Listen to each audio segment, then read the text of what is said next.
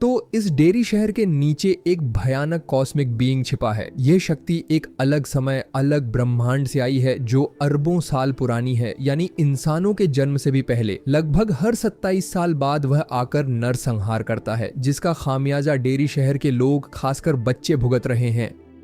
उसका नाम पेनीवाइज है, लेकिन स्थानीय लोग उसे द ग्लू कहते थे। इन्हीं लोगों ने कभी खुद का बलिदान देकर इस भयानक शक्ति को इस जगह पर कैद किया था। लेकिन वर्तमान में जहां शीत युद्ध चरम पर है, सैनिक इस भयानक जीव को हथियार बनाना चाहते हैं, जो उनकी सबसे बड़ी गलती है। तो अब क्या होगा? वेलकम टू डेरी सीरीज पर बात कर रहे थे, जिसके 2 भाग बना रहा हूँ। पहला भाग मैंने पहले ही रिलीज कर दिया है। हे गाइस, मैं अर्नब, मेरे चैनल में आपका स्वागत है।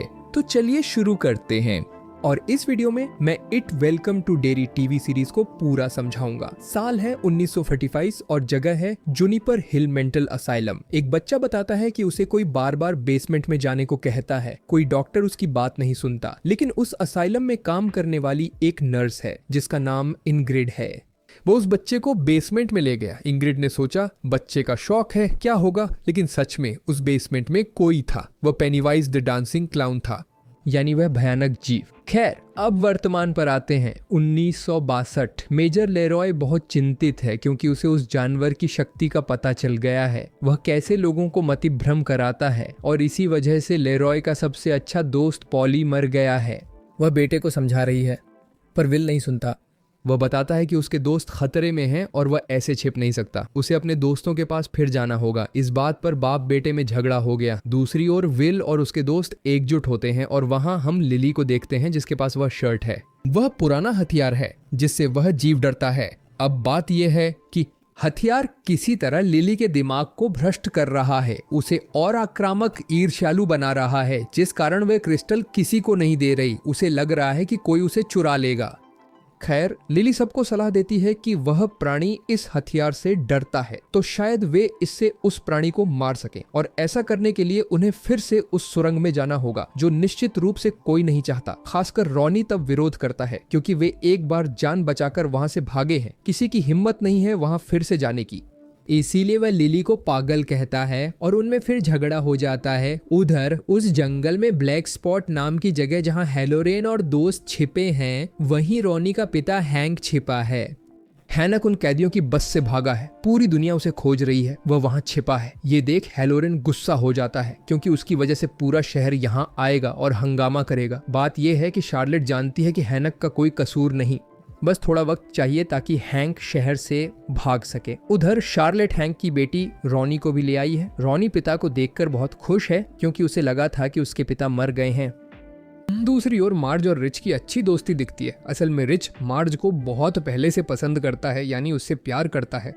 दूसरी ओर साइकी हेलोरेन, उसे एक समस्या हो गई है। बार बार अपनी पावर इस्तेमाल करते करते उसका दिमाग खराब हो गया है। अगर आप भूल गए हैं तो बता दूं कि वह एक साइकी है जो लोगों का मन पढ़ सकती है, लेकिन समस्या तब हुई जब उसने उस सुरंग में प्रवेश किया, जब पेनीवाइज ने उसका दिमाग खराब कर दिया था।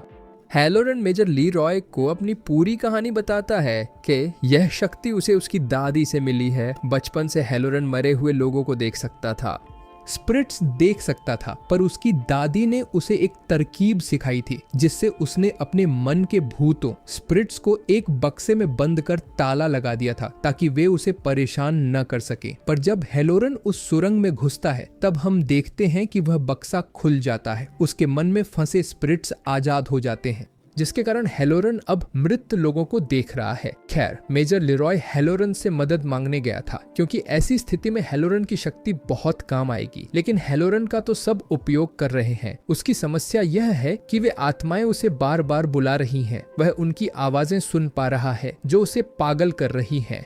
कोई इस समस्या को समझ नहीं पा रहा, इसीलिए उसने मेजर लेरॉय को 2 बातें सुनाकर भगा दिया और कह दिया कि वह कोई मदद नहीं कर पाएगा।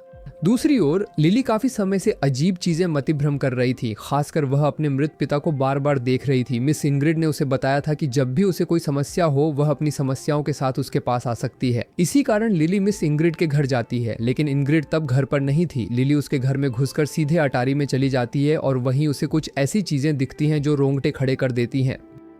इनग्रिड के परिवार की पुरानी तस्वीरें जिनमें उसके पिता भी हैं जोकर की पोशाक में। और अंदाजा लगाओ, लिली ने पेनीवाइज को देखा है, वह भयानक प्राणी जो हूबहू इनग्रिड के पिता जैसा दिखता है। और तब हमें पता चलता है कि 1935 में उस असाइलम में क्या हुआ था।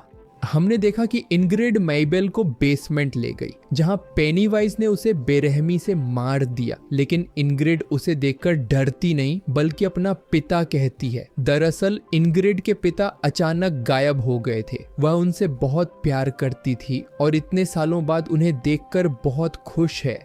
वह उसे दोबारा खोना नहीं चाहती। बाद में इनग्रिड अपने पिता की असल जरूरत समझ जाती है और इसी वजह से वो बच्चों का इस्तेमाल करती रहती है। उन्हें चारा या टोप बनाकर इस्तेमाल करती है ताकि वह अपने पिता को फिर से देख सके। मैंने आपको समय क्या बताया था? 1935। ठीक 27 साल बाद पेनीवाइज फिर से आया है और इंग्रिड फिर से वही काम कर रही है, यानी बच्चों का इस्तेमाल कर रही है अपने पिता को एक बार फिर देखने के लिए। कब्रिस्तान में बच्चों ने जो तस्वीर ली थी जिसमें जोकर की तस्वीर आई थी, ये इंग्रिड ही थी जो लिली और उसके दोस्तों का चुपके से पीछा कर रही थी, क्योंकि उसे लगता था कि उसके पिता शायद इन बच्चों को एक बार दिखेंगे और उस मौके पर वह भी अपने पिता से एक बार मिल पाएगी। इंग्रिड जानती है कि ये बच्चे मर जाएंगे, लेकिन उसे परवाह नहीं, वह बस अपने पिता को एक बार देखना चाहती है। खैर, इंग्रिड की ये भयानक बातें सुनकर लिली तो एकदम कांप उठी और उसके पास जो तलवार थी उससे इंग्रिड के हाथ पर वार करके वहां से भाग निकली। दूसरी ओर शहर के लोग हैंक को ढूंढने को बेताब हैं। हैंक तो भाग गया है। वे शहर से लोगों को हैंक की तलाश में जुटा रहे हैं। तभी पुलिस चीफ आकर हैंक की लोकेशन बता देता है। उसे गुप्त सूत्रों से पता चला है कि हैंक जंगल के ब्लैक स्पॉट नामक केबिन में छिपा है। और क्या, अब ये लोग हैंक को पकड़ने जा रहे हैं, लेकिन उस जगह समुदाय के लोग पार्टी कर रहे हैं, बच्चे भी वहां हैं। रात में गाना बजाना चल रहा है। रिक का शानदार ड्रम बजाना देख मार्ज बहुत प्रभावित होती है, पर जिसका डर था वही हुआ। वे स्थानीय लोग बंदूकें लेकर वहां जमा हो गए। उन्होंने उस जगह को लगभग घेर लिया है, लेकिन उससे पहले आपको जानना होगा कि पेनीवाइज की यह परेशानी कब शुरू हुई थी। और ये सब 1908 में शुरू हुआ था, जब इंग्रिड के पिता जीवित थे। वह मेले में जोकर बनकर बच्चों का मनोरंजन करता था। उसका नाम पेनीवाइज द डांसिंग क्लाउन था। उसके करतब से बच्चे बहुत खुश होते थे, सभी आनंद लेते थे। पर दूर से एक और बच्चा पेनीवाइज के उस नाटक को फॉलो कर रहा है। खैर, बात बॉब की है जो मेले में ऐसा एक्ट करता है। साथ में उसकी बेटी इंग्रिड है, वह भी पिता जैसा एक्ट करना चाहती है, जिसकी प्रैक्टिस कर रही है। अपना मेकअप कॉस्ट्यूम भी खुद बनाया है, जिसे देखकर उसके पिता बहुत खुश हैं। सिर्फ इतना ही नहीं, इंग्रिड भी अपने पिता को देखकर बहुत खुश और गर्व महसूस करती है, क्योंकि उनके इस काम से कई लोग, खासकर बच्चे, खुश होते हैं। वो बच्चों को खूब हंसाता है। फिलहाल उनका बुरा वक्त चल रहा है, पैसों की बहुत दिक्कत हो रही है, लेकिन उसके पिता उससे वादा करते हैं कि वो समय आएगा जब वो अपने जीवन का सर्वश्रेष्ठ प्रदर्शन देगा। उस दिन दुनिया उसे इस रूप में नहीं बल्कि एक अलग रूप में जानेगी। उस रात बॉब फिर से शो कर रहा था। माइक, आज ड्रिंक्स के लिए एक ब्रेक मिला है और तभी पास के जंगल से बच्चा आता है जो सुबह से बॉब का शो देख रहा है। वह बॉब से कहता है कि उसका शो देखकर बच्चे खुश होते हैं। बच्चे उसके पास आते हैं। खैर, वह बच्चा तब बताता है कि उसे अपने माता पिता नहीं मिल रहे हैं, वे कहीं खो गए हैं। और तभी उस जंगल से एक महिला के चीखने की आवाज सुनाई दी। बॉब को लगा कि बच्चे को सच में मदद चाहिए और वह उसकी मदद करने चला गया, लेकिन वह वापस नहीं आया। बाद में बॉब का वह रुमाल मिला जिस पर खून लगा था और सर्कस के बाकी लोगों को लगा कि पास के जंगल से शायद कोई भेड़िया या जंगली जानवर उसके पिता को खींच कर ले गया है। और उसी दिन से इंग्रिड के पिता यानी बॉब पूरी तरह से गायब है, मतलब पूरी दुनिया के लिए वह मर चुका है। तो उम्मीद है अब आप समझ गए होंगे कि वह दूसरी दुनिया का प्राणी क्यों एक जोकर का ही रूप लेता है। कहानी की शुरुआत में हमने देखा कि उसने एक तरह के एल्क का रूप लिया था। समय के साथ वह कई जानवरों का रूप लेता है, लेकिन बॉब का रूप लेने के बाद उसने खुद को नहीं बदला। उस क्रिएचर ने खुद को हमेशा के लिए पेनीवाइज बना लिया है। लेकिन क्यों? वेल, उस छोटे बच्चे ने क्या कहा था कि बॉब के उस शो में छोटे बच्चे बहुत आकर्षित होते हैं और इस क्रिएचर की मुख्य शक्ति क्या है? डराना। ठीक है, तो जब हम पेनीवाइज के बारे में बात कर रहे हैं तो चलिए इस मामले को और विस्तार से समझाते हैं। वह अलग अलग समय और जगह से आया एक कॉस्मिक बीइंग है जिसका कोई निश्चित आकार नहीं है। हमारी समझ के लिए वह एक रूप ले लेता है, लेकिन उसने एक जोकर का रूप इसलिए लिया है ताकि वह बच्चों का शिकार कर सके। पर सिर्फ बच्चे ही क्यों? क्योंकि बच्चे ज्यादा डरते हैं और पेनीवाइज डर को ही अपना असली भोजन मानता है। मतलब पेनीवाइज बड़ों को भी शिकार बनाता है, मारता है, लेकिन बड़ों को उतना डर नहीं लगता जितना बच्चों को। बच्चों की कल्पना असीमित होती है। किसी भी तरह की अजीब कल्पना बच्चों द्वारा ही संभव है। इसी वजह से हम देखते हैं कि वे कुछ भयानक क्रिएचर को हेलुसिनेट करते हैं, और जो जितना डरेगा उस क्रिएचर के लिए उसका मांस उतना ही स्वादिष्ट होगा। तो इसी वजह से पेनीवाइज बच्चों को ही पसंद करता है, क्योंकि उन्हें डराना बहुत आसान है। तो अब कहानी पर वापस आते हैं, सुनते रहिए, सब कुछ एकदम साफ हो जाएगा आपको। तो अब वर्तमान समय पर आते हैं। जगह है वो ब्लैक स्पॉट जहां उस समुदाय के लोग पार्टी कर रहे थे, लेकिन स्थानीय शहर के लोग बंदूक लेकर वहां आ गए हैं हैंक को ढूंढने के लिए। वे लोगों को धमकाते हैं, हैंक को सौंपने पर वे चले जाएंगे, पर वहां के लोग, खासकर विंगमैन, कहते हैं कि वे हैंक को नहीं देंगे। ये सुनने के बाद नकाबपोश स्थानीय लोग चुपचाप बाहर निकल गए। फिर उन्होंने केबिन को बाहर से बंद कर दिया ताकि अंदर फंसे लोग निकल ना पाएं, और उस केबिन में आग लगा दी। अंदर हर कोई तड़पने लगा, कोई निकल नहीं पाता, बल्कि बेरहमी से लोग एक के बाद एक मरते हैं। दूसरी ओर हैंक अपनी बेटी रॉनी और विल को लेकर किसी तरह उस जगह से निकल गया है। मार्ज और रिच भी वहीं थे। चारों ओर आग इस तरह लगी थी कि वह जगह कभी भी ढह सकती थी। इसीलिए रिच मार्ज को एक बक्से में छिपने में मदद करता है, लेकिन वहां जगह इतनी छोटी थी कि केवल एक ही छिप सकता था। रिच अपना बलिदान देता है। वह जानता है कि उसके बचने का अब कोई मौका नहीं है, पर वह डरता नहीं, बल्कि वह अपनी क्रश मार्ज को बचाने की कोशिश तो करता है। और सच कहूं तो यह इस सीरीज का सबसे दुखद पल था। हैलोवीन वही था जो उस पुराने बहादुर योद्धा सेथ की आत्मा को देखता है और उससे बात करता है, जिसने हैलोवीन को वहां से निकलने में मदद की थी। लेकिन इस नरसंहार में एक और व्यक्ति भी मौजूद था, वह था पेनीवाइज। बाहर से वे लोग आग लगाकर बहुत खुश थे। सब चुपचाप गाड़ी लेकर निकल जाते हैं, पर स्टैन की गाड़ी में वहां समस्या हो गई थी। वह बेचारा फंस जाता है और दूर उसे एक जोकर जैसा कोई दिखाई देता है, जो और कोई नहीं, स्टैन की अपनी पत्नी इंग्रिड थी। इंग्रिड यहाँ क्यों आई है? यहाँ इतने बच्चे थे तो इंग्रिड ने सोचा कि पेनीवाइज जरूर यहाँ आएगा। उसी के जरिए वह पेनीवाइज से मिलेगी और पेनीवाइज उससे मिलता है। सबसे पहले उसने स्टैन का सिर उड़ाकर उसे खाना शुरू कर दिया। जैसा कि मैंने कहा, पेनीवाइज सबको खा सकता है, लेकिन वह बच्चों को पसंद करता है, क्योंकि जो जितना ज्यादा डरेगा वह पेनीवाइज के लिए उतना ही स्वादिष्ट होगा। इंग्रिड पेनीवाइज से मिलती है और उसे लगा कि यह शायद उसका पिता है, लेकिन बाद में उसे एहसास होता है कि नहीं, ये उसका पिता हो ही नहीं सकता। पेनीवाइज उसे विदा करता है। वह सोने जा रहा है और फिर से वापस आएगा। जैसा कि मैंने कहा, उसका चक्र खत्म हो गया है। 27 साल बाद वह फिर से वापस आएगा, लेकिन इंग्रिड उसे जाने नहीं दे रही है। उसने सोचा था कि उसके पिता को कोई बीमारी या कोई समस्या हुई थी, लेकिन अब उसे एहसास होता है कि यह उसके पिता नहीं है। और पेनीवाइज बताता है कि उसने तो कई साल पहले ही उसके पिता को खा लिया था, लेकिन उसके पिता अभी भी उसके अंदर जीवित हैं। वह अपने पिता यानी बॉब को महसूस कर पा रही है। तो बात ऐसी है कि पेनीवाइज ने सिर्फ इस जोकर का रूप नहीं लिया, बल्कि उसने बॉब की कुछ पहचान अपना लिए। मतलब बॉब का कुछ हिस्सा शायद अभी भी उसके अंदर है। खैर, वह इंग्रिड को धन्यवाद देता है, क्योंकि इतने समय से इंग्रिड जानबूझकर बच्चों को पेनीवाइज की ओर धकेल रही थी ताकि वह अपने पिता को देख सके। लेकिन अब उसे एहसास होता है कि यह उसका पिता नहीं है। खैर, पेनीवाइज अपनी अंतिम शक्ति का उपयोग कर इंग्रिड को एक ट्रांस जैसी स्थिति में भेज देता है। मतलब उसे पूरी तरह लकवाग्रस्त कर देता है। पेनीवाइज की इस शक्ति को डेडलाइट कहते हैं। क्या है ये डेडलाइट? देखिए, इस कॉस्मिक बीइंग या प्राणी का असली रूप हमने नहीं देखा है।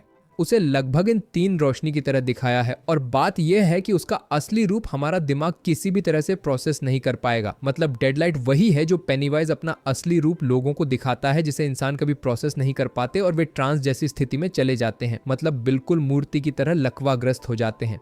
पेनीवाइज कभी कभी अपनी शक्ति का उपयोग तब करता है जब उसकी चालें काम नहीं आती। तो हम कह सकते हैं कि इंग्रिड उससे डर नहीं रही थी, इंग्रिड उसे जाने भी नहीं दे रही थी। तो शायद यही इंग्रिड से पीछा छुड़ाने का सबसे अच्छा तरीका था। अगले दिन सुबह दमक्कल आई। पुलिस ने खबर फैलाई कि आग इलेक्ट्रिकल फायर से लगी आग लग गई है। वहीं रिक ने अपना बलिदान दिया है। कर्नल फुलर हैलोवीन से मिलने आता है। हैलोवीन बताता है कि वह प्राणी शायद अब चला गया है, क्योंकि वह पेनीवाइज की मौजूदगी महसूस करता था, लेकिन अब वह उसे महसूस नहीं कर पा रहा है। शायद पेनीवाइज सोने चला गया है, जो सच है। पर उनका मिशन एक ही है, उस खंभे, उस पत्थर को ढूंढना, और न कर पाने पर बड़ी दिक्कत होगी। हैलोवीन कहती है वह उसे ढूंढ लेगी। वह उस अलमारी की आत्मा का पीछा कर रही है, जो उसे उस पत्थर की जगह ले जाएगा।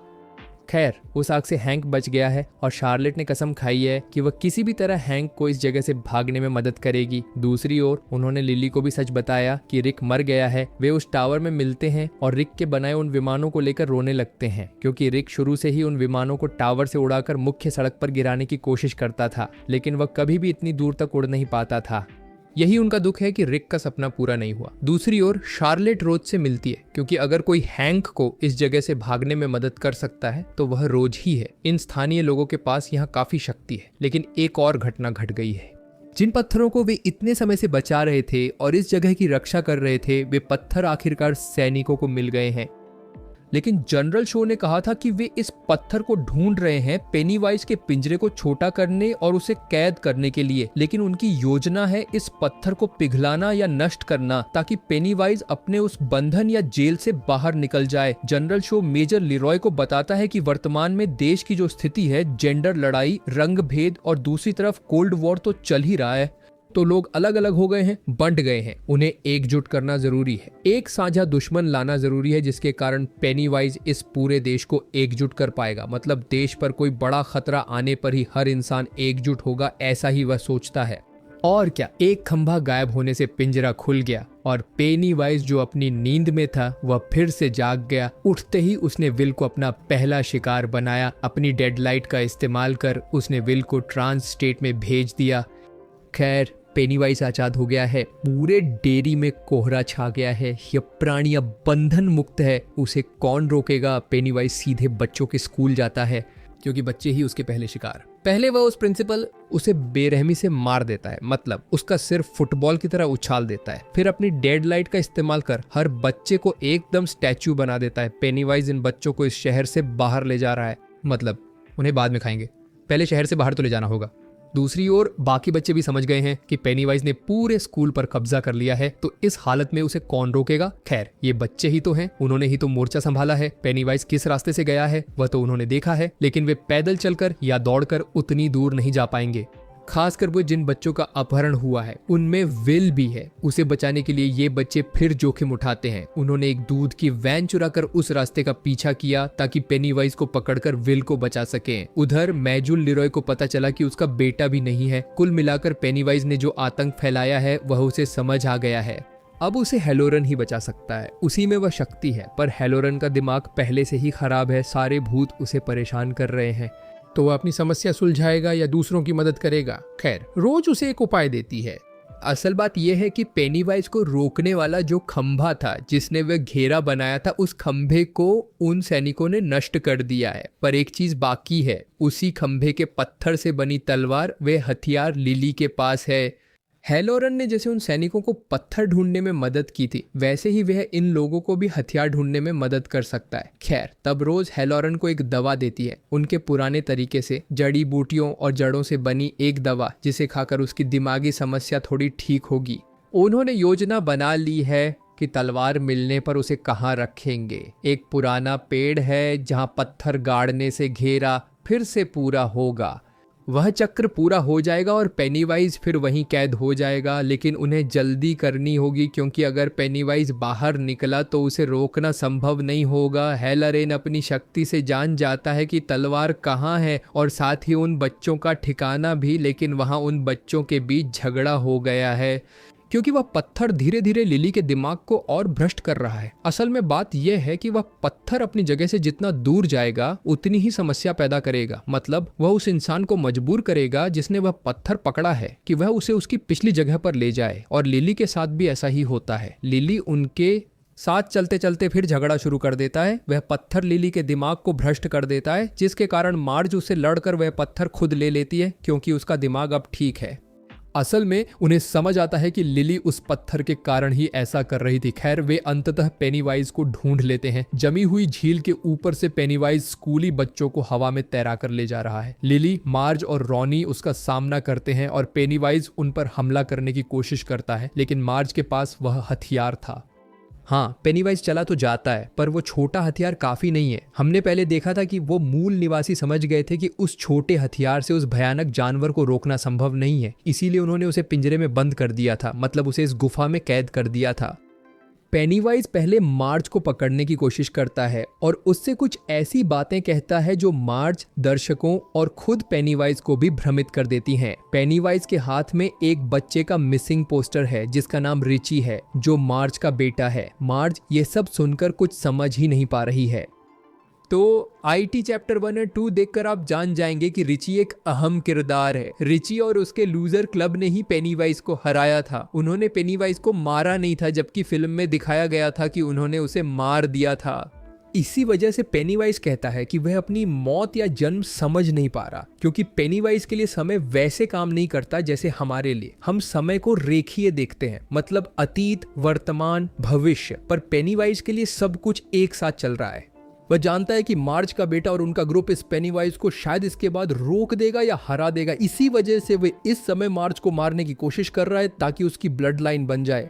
ऐसा नहीं होता तो मोटे तौर पर जो लोग अब तक पेनवाइज को सिर्फ एक सामान्य प्राणी समझते थे, मुझे उम्मीद है कि वे समझ गए होंगे कि वह कोई जानवर या सामान्य प्राणी नहीं है। वह एक कॉस्मिक बीइंग है जो इस ब्रह्मांड का हिस्सा ही नहीं है, और खासकर जिसकी उम्र पृथ्वी से भी ज्यादा है। कम से कम वह इन इंसानों के हाथों तो नहीं मरेगा।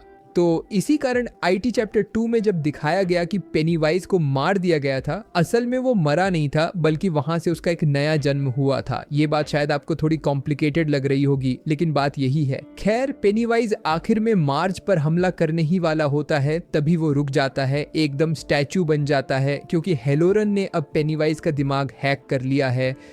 अब सवाल यह है कि वह कोई सामान्य प्राणी नहीं है। उसका सिर कहां से आया और उसे कोई कैसे हैक करेगा? जैसा कि थोड़ी देर पहले दिखाया गया था, बॉब ग्रे की चेतना या उसके शरीर का कुछ हिस्सा शायद अभी भी पेनीवाइज में है। उसकी पहचान अभी भी पेनीवाइज धारण कर रहा है, तो शायद इसी वजह से हेलोरन उसका सिर हैक कर पाया।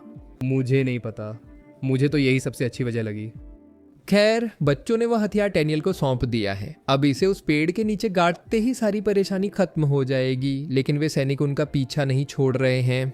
जनरल शॉ को पेनविज को आजाद के बिना चैन नहीं मिलेगा। वह सैनिकों के साथ वहां गया और अंधाधुंध गोलीबारी शुरू कर दी। बेचारे हेलोरन ने पेनविज को लगभग अपने नियंत्रण में ले ही लिया था। हेलोरन जैसे दूसरों के दिमाग में घुसकर उन्हें नियंत्रित करता था, वैसे ही पेनविज के साथ कर रहा था, लेकिन सैनिकों ने आकर बाधा डाली और उसे जगा दिया, जिसके कारण पेनविज फिर से सामान्य हो जाता है। जनरल शॉ सीधे पेनविज का सामना करता है और उससे कहता है कि अब तुम आजाद हो, तुम मुक्त हो, एकदम बिंदास यहाँ से निकल जाओ। पेनविज तो वहां से जा ही रहा था, पर वह फिर लौट आता है, क्योंकि जनरल शॉ को देखकर उसे पुरानी बात याद आ गई। पेनविज कभी किसी इंसान की गंध नहीं भूलता, खासकर जनरल शॉ, जो बचपन में पेनविज के हाथों से बच गया था। इसलिए इस बार उसने आखिरकार उसे पकड़ लिया है। क्या इस बार वह उसे छोड़ देगा? बिल्कुल नहीं। पेनवाइज जनरल शॉ उसे वहीं खा जाता है।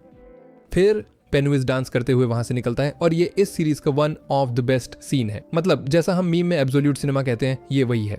बस इतना ही कहा जा सकता है। मेजर लेरॉय कर्नल फ्यूलर को बार बार चेतावनी देता है कि अगर वह इस दायरे से बाहर गया तो पूरी दुनिया खत्म हो जाएगी, लेकिन सैनिक कोई बात नहीं सुनते। इसी कारण वे सैनिकों से लड़कर उनकी बंदूकें छीन लेते हैं। मेजर लेरॉय पेनविज को कुछ गोलियां भी मारता है।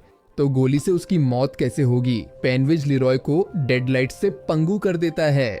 दूसरी ओर बच्चे उस क्रिस्टल को पेड़ में लगाने जा रहे हैं, लेकिन जैसा कि मैंने कहा, क्रिस्टल अपनी जगह से जितना दूर जाएगा, अपनी पिछली जगह पर लौटने के लिए उतना ही बल लगाएगा। इसी कारण बच्चे क्रिस्टल को ले जाने के लिए बहुत जोर लगा रहे हैं, पर वे आसानी से नहीं कर पा रहे हैं। पेनविज ने तो सोच ही लिया है कि अब वह बाहर निकल पाएगा।